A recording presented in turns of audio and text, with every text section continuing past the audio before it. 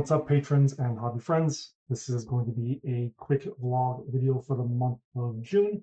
Just a little bit of catching up on what I painted last month in May, and then what I've got planned ahead for the month of June, both in terms of figures I'm working on, as well as for the videos I'm uploading and then working on as well. So diving on in just to what I worked on this past month. If you watched my vlog from last month, you'll know that I am starting a huge 30K army for Space Wolves. Our group is going to be doing a FriendCon sort of getaway weekend in the second week of September, and the game we're playing is Horus Heresy. And our initial plan was to do 4,000 points a player and just have a bunch of fun games over the course of the weekend.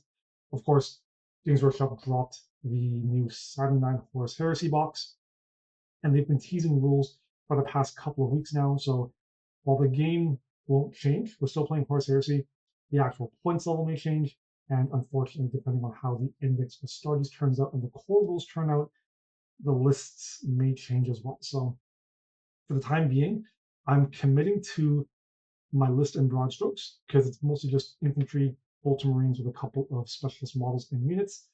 I don't think my list will change too drastically with the new rules. It'll mainly be based on the points, largely because in terms of the way I want to build the list, I'm still sticking to not duplicating units across my Blood Angels to my Wolves, which means I'm not taking a lot of jump infantry, I'm not taking any dreadnoughts of any variety, and I'm sticking to new units that I haven't used before. So it's going to be Marines, Javelins, Rapiers. I've got some support squads, and then characters. I think the Bolter Marines will still be fine in the new rules. It does come down to points and tweaking what I can or can't fit into my list and trimming down. Depending on the change to Lords of War, we may drop back down to 3,000 points, at which point it would remove a couple of things I've got in the queue for this army, but that's a problem for another month. So what I got painted in May, first starting off with Marvel. Atomic Mass sent me Phoenix and Phoenix Unleashed. I believe the disclosure date for this was May 13th or 14th. I forget which date exactly. And so I wanted to make sure that I got this done for that release date, and I was able to post them up online. So I'll zoom in a quick second and show you that. But I did that. It took a little bit longer than I hoped it would or expected it would, but I think the results turned out, which also meant I didn't make as big of a dent on my wolves as I was hoping to. Whatever.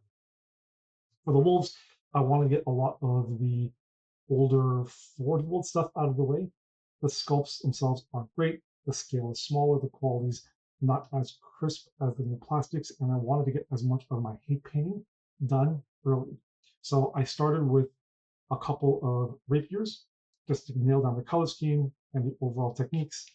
And then I did, I believe it was the 3 javelins to get a sense of something on a larger scale, get the vehicles out of the way. And I really hate these models, just not the design, but the actual sculpt themselves. So got them done. I painted up 20 Death Swarm, and then I did my heavy support squad with glass cannons. With all of the garbage Forge World out of the way, I could then pivot over to just clean, crisp plastics. And I got 10 of my gray Slayers or gray Stalkers, I forget which one, but basically the bolter guys with special weapons. So I got 10 of them done, and this was my productivity for the past month. Caveat, I did lose a lot of time to Enshrouded, which I blame my friends for. Let me zoom in, and I'll show you some close-ups of some of this stuff. So opening up with the Phoenix and Phoenix Unleashed figures, I ended up using the airbrush a lot to do all the fire, and then went in with some inks and hand painting afterwards to fine tune, and then painted the characters as I normally would.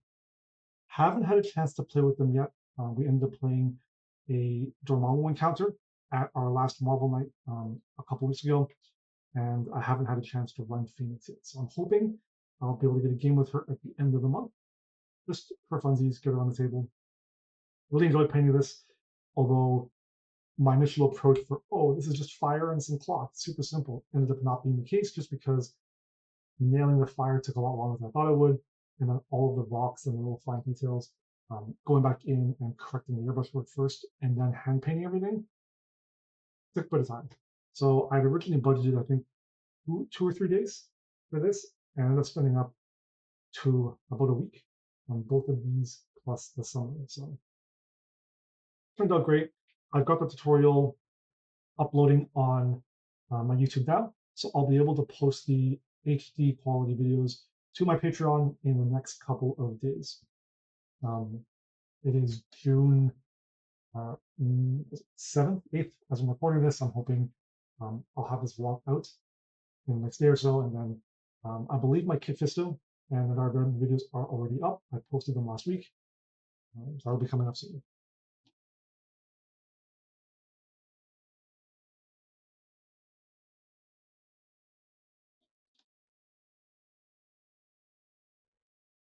All right, so next up, we've got some Space Wolves. I'll quickly show you just something into the units. So here is the rapier. And the goal with this army was not something that's going to win best painted in terms of like a painting contest anytime soon.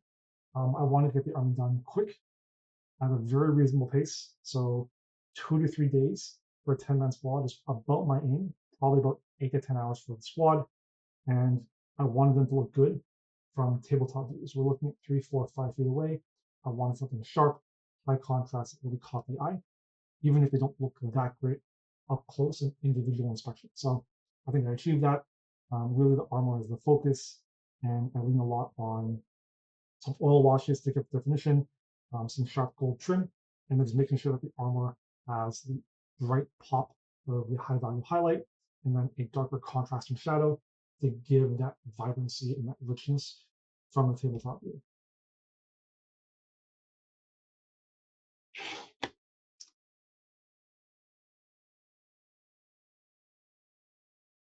The javelins is just testing out the color scheme on a larger area for the armor. So what I did was I basically airbrushed a two-tone highlight. Let's see what it looks like right here. So this is the airbrush stage. And then what I do is I base coat and do a single highlight on all the accents and details. I give everything a wash with oils, clean it up, and then I go back in and just add some final highlights on all the elements, and I tune up or touch up the armor with some cleaner highlights.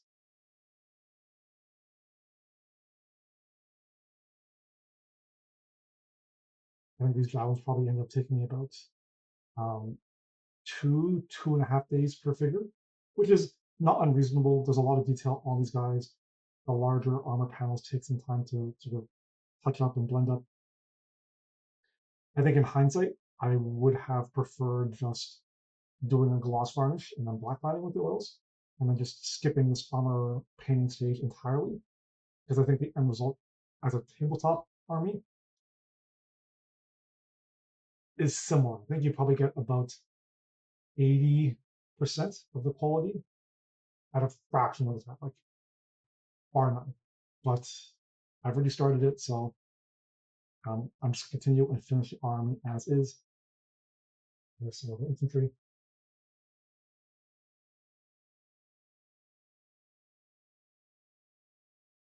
And the reason I wanted to get all this forward rolled nonsense out of the way first is because the sculpts compared to the plastic aren't really crisp. The edges aren't always the cleanest. They're not like super crisp in the detailing. There's always these mold lines or stuff that like are difficult to clean because of the angles, or like cleaning them with remove detail or eliminate some of the details on the figure. And I just wanted to get all of that out of the way at the very start. Does not have anything sort of I would dread painting in the mid or closer to the end of the project as I'm slowly starting to run out of steam. I want to make sure that I start with the more difficult models and just transition to the easier and easier and easier. So by the end, I'm just on autopilot. That's one. These guys took me quite a bit longer than I had anticipated. They have a lot of detailing on them, between all of the gold trimming and the detailing, all the gems, all the iconography, talismans, the wolf teeth and the bones, all of these straps and stuff. So I think this full squad, or 2 squads of 20, probably took me about a week week and a half. So rather than doing about 3 days for a squad of 10, it probably took about 4.5 days. It kind of blends over together because like, I'll do the airbrushing, base coating, I'll do the oils, and then while the oils are setting on the unit, I'll jump to the other unit, do the exact same thing, and I'll bounce back and forth. So it was a kind of a fluid process, but I think about 4.5 days sounds about right. I ended up 3D printing new axes for all of these Deathsworn because the axes that they came with, again, have all those mold lines running down. The axe handle is, I think it was also bound with straps, and there was no way else to be able to clean all of them well without damaging or destroying all that detail. So I ended up just 3D printing it easier. Didn't have to do any cleaning, just cleaned out the screws and the support, cured them, and then glued them on. These models are a fair bit shorter than a new plastic lines too. So to counteract that height discrepancy, I used some 1/4 inch board and then pinned them all down just to elevate that height. So that at a glance, they look more or less the same. And then I just used snow and tufts to hide these tactical rocks.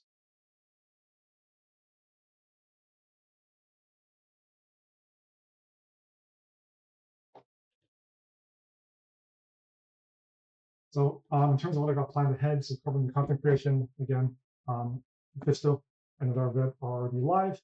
I will have this vlog going up soon, and then I will have Phoenix and Phoenix Unleashed to follow shortly after, and I will cover the month of June. For the month of July, I will be painting up a couple of characters for the Space Wolf Army, both in the blue-gray color scheme for the Praetor, as well as the black color scheme for my chaplains, or the Speakers of the Dead. So I'll have a quick tutorial on both of those out, and that'll cover basically how I paint this army as a whole. I'll be working on some rhinos as well, so I'll cover the techniques for covering larger armor panels using the same color recipe as part of that gray armor tutorial. So that'll be coming in July, along with the tutorial for Arma, because I'm going to get working on him for this month. In terms of models I'm painting for this month, so got to work with Arma. I've got another squad of these gray slayers or gray stalkers, so that's 10 models there. And then I'm going to try and crank out the rest of the infantry for this army for my 3,000 points. So I've got 20 Seekers and 10 Recon Marines here. I've got my Praetor, and I've got my 2 Chaplains or Speakers of the Dead. For the purposes of the tutorial for the wolves, I've got a pair of rhinos. I'm going to at least try and tackle the armor on one of them. And then if I have time, I have a command squad of 9 as well. But because they're part of the 4,000 points, they're not exactly high priority for me. And I think that'll pretty much cover me for the month of June. It's quite a lot to get through, and I anticipate that there's going to be ups and delays as I both record and paint and try and tackle life. Yeah, that'll pretty much cover it. I'm hoping to get this done with 3,000 points by the end of June. And then for July, I'll be able to pivot back to Marvel. I've got a pretty significant backlog to deal with that. And then I want to get started on the Warhound Titan for this. And I'm hoping the new Saturnine box drops soonish so I can get a sense for the rules and we can sort of figure out exactly what our end goal for September is. We've also started to look at the new General's Handbook for Age of Sigmar, and I'm going to try and keep to my existing armies to play that game right now. So I've got my Nighthaunt painted, and I've got my Caravan Overlords painted. I'm not sure what my main army for the game yet will be. Most likely Seraphon, or I'm hoping KO. So I'll keep plugging away at my Seraphon whenever I find the time. And then also it'll probably be around August. I'll be able to pivot back to them. And then I also want to start working on terrain for this table, this winter table we're doing for the Heresy event in September. So that's it. Thanks for watching. Thank you so much for your support. And until next time, happy holidays. And one final note, I'm packing up all this away. I've been playing around with Streamlabs, OBS, and Discord, and I think I have figured out how to use my webcam or my DSLR as a webcam on Discord with the inverted camera at the quality I want. We're doing cooking. And so what I'm going to do this month is set up a limited number of coaching spots. I'm likely going to start with, I would probably say 4 for the time being. If we can get some signups for those, I'll do a test run for the next month or so, make sure I nail down the quality, make sure that the timing works out for the number of sessions I want to do, and then expand that out probably in like July or August to maybe 8 or 10 slots as timing allows. So I'll get that set up, looking forward to that, and then hopefully we'll get some signups for that and get that new tier going.